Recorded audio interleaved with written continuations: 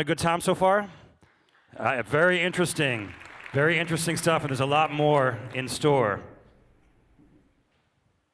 So, our next speaker, Edwin Edebiri, is the Chief Happiness Officer of his own company. His mission is to spread happiness globally, one person at a time. Speaking about happiness as a default position, please welcome Edwin Edebiri.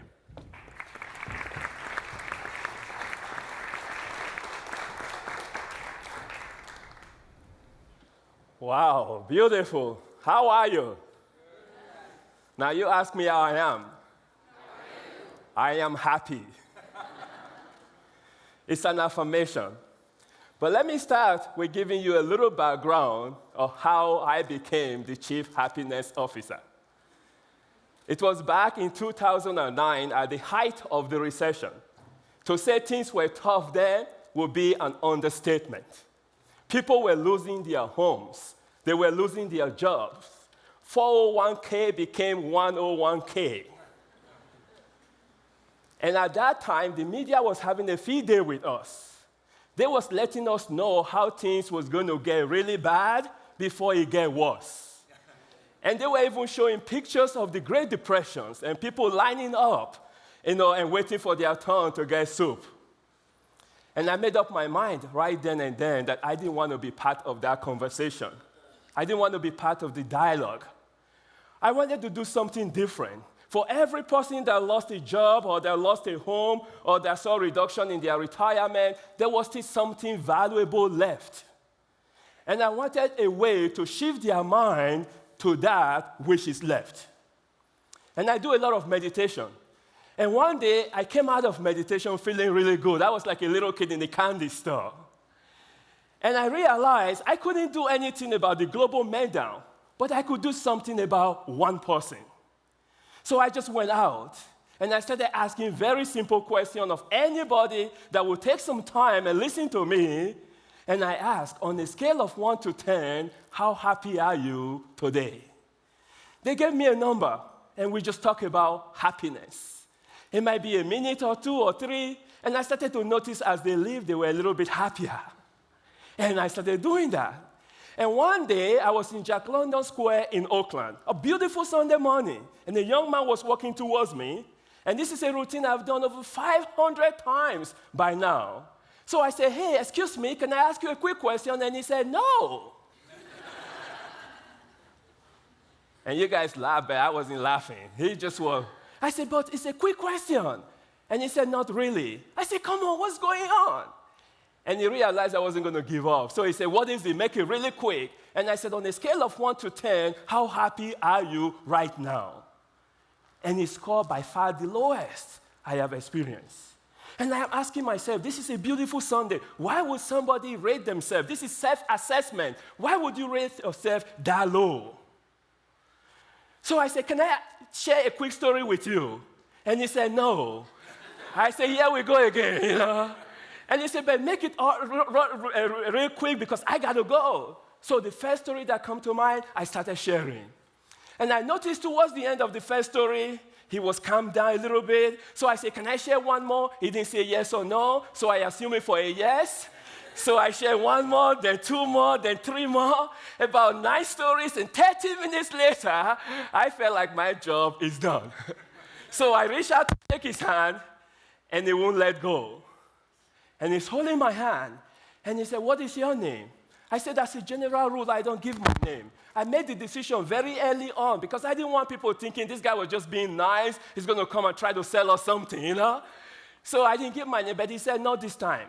He said, I didn't want to talk to you at first, and you've kept me here for almost 30 minutes. The least you can do is give me your name. And I thought that was very fair. But I also wanted my hand back. And so I gave him my name. He asked for the spelling. I spelled it for him. And he released my hand, and I went my way.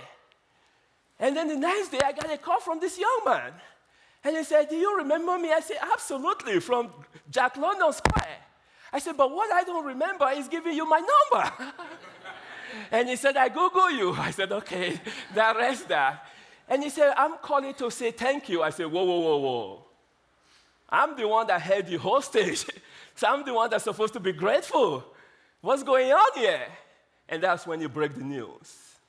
That when I stopped him, he was on his way to commit suicide. And he hit me so hard. The only thing I can think of right then was, you need to go see a counselor. And he said, I've been seeing a counselor for 2 years and nothing has helped. And I'm just tired. I just want to end it. And I said, what happened? He said, all the crazy stories you were sharing, most of them I didn't understand because of your accent. I said, no, it's not my accent. You were rushing me, you know. and he said, I didn't. He said, but it resonated. All of those things were there, but I was suppressing them because I was in so much pain. And so I went back home. The suicide note I left for my family, I flipped it, and I started listing all the things I was thankful for and happy about.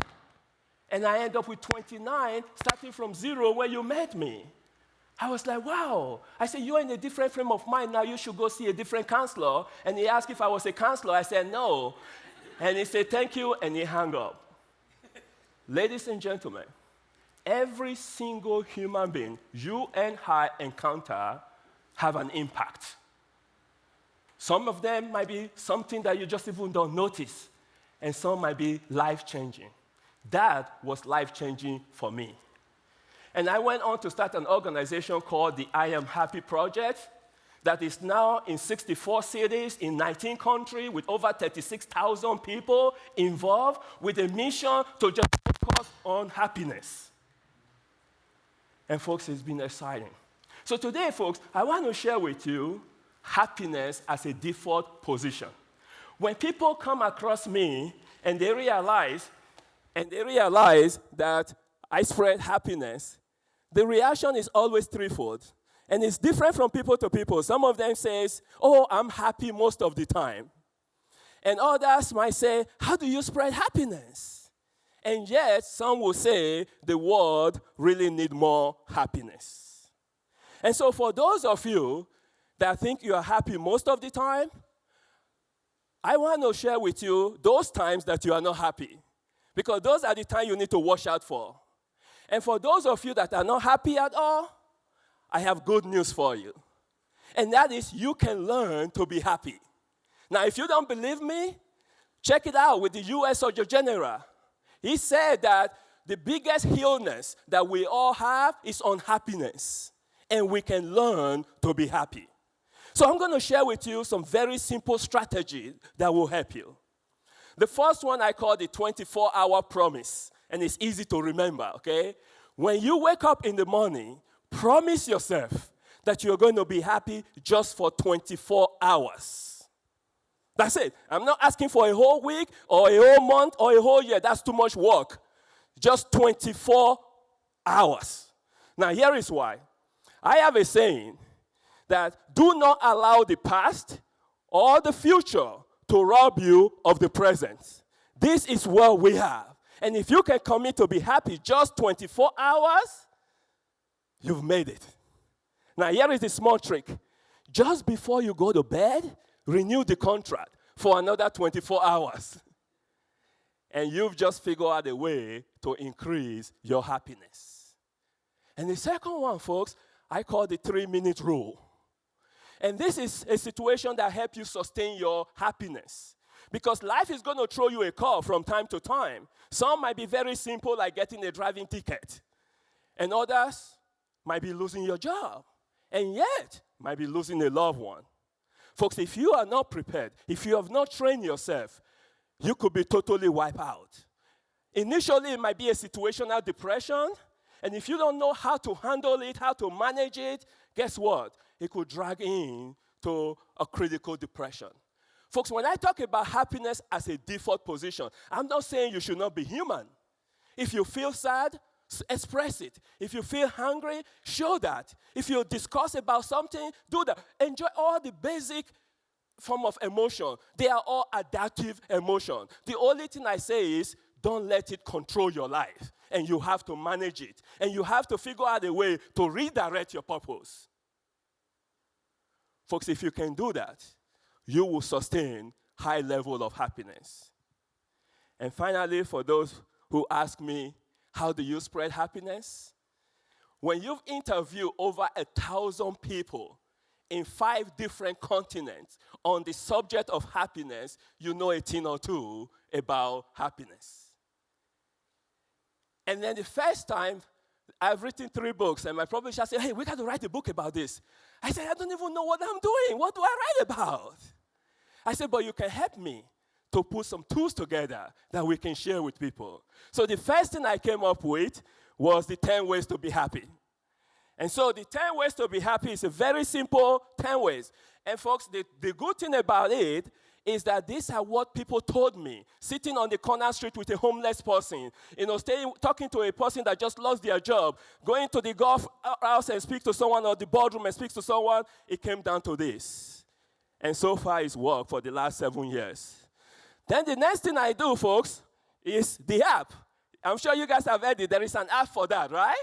So we developed an app for spreading happiness. You can download it for free at the iTunes Store or the Google Play Store, and it have little things like the happiness scale. Folks, I'm hoping that one day the happiness scale will become a standard, just like you take your body temperature or you take your weight and stuff like that. You can go into the app and measure your happiness scale. And if you do it well enough and consistently enough, you'll be able to determine your happiest hour of the day and your happiest day of the week. How cool is that? And then it also allows you to keep your gratitude. Very simple. They said if you are thankful every time, the world, the universe, will bring more things for you to be thankful about. And then the last thing is the pin. And people always ask me, why am I wearing the I am happy pin? I said it's an affirmation. Number one, it reminds me that I'm the chief happiness officer, so that I am happy. Can you imagine you staring at me and I'm not happy, and you say, hey, what's the matter with this guy? He's supposed to be happy. And so I wear that thing to remind me, but it also reminds the person who is looking at it that they can be happy. And then the final thing, folks, is what I call the happiness exercise. Folks, if you want to set happiness as a default, you have to have something very simple you can do, and you can do at the spur of the moment. For me, it's just a simple exercise I have developed over time. And one of them is ho, ho, ha, ha, ha. Ho, ho, ha, ha, ha. Can you guys do it very quickly? Ho, ho, ha, ha, ha. Ho, ho, ha, ha, ha. It's silly. But guess what? Happiness is silly. It should be. That's why kids are more happy, because they do silly things. We need to learn from them. Okay? So basically, folks, if you take the 24-hour promise and you add it to the 3-minute rule, and then you add it to the pin and all the stuff you've learned, right? Self-compassion is crucial. You have to learn to forgive yourself, to know that you are human. Not to be too harsh on yourself. Some people beat themselves so hard, you almost want to call 911 for them. If you miss all of that with a little bit of practice, guess what? You have a recipe for happiness as a default position. The last thing people ask me is, how do you spread happiness? They ask me, the world needs more happiness. Folks, I want to encourage you to be the happiness, you, be the happiness the world needs. Because according to researchers from Harvard Medical School and the University of California in San Diego, they said when an individual is happy, a network reaction takes place that can be measured up to 3 degrees. An individual happiness triggers a chain reaction that not only benefits his friends, but his friends' friends and his friends' friends' friends. So if you, and I mean you, become that person, you learn a little bit, you focus on happiness, you become happy, guess what? It creates a ripple effect that makes the whole world a happier place. So, by the power vested in me, as a chief happiness officer, you now have happiness as a default position. Stay happy.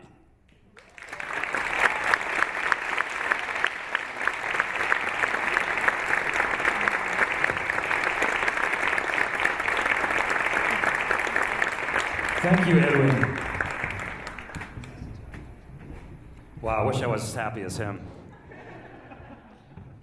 He's a very happy guy.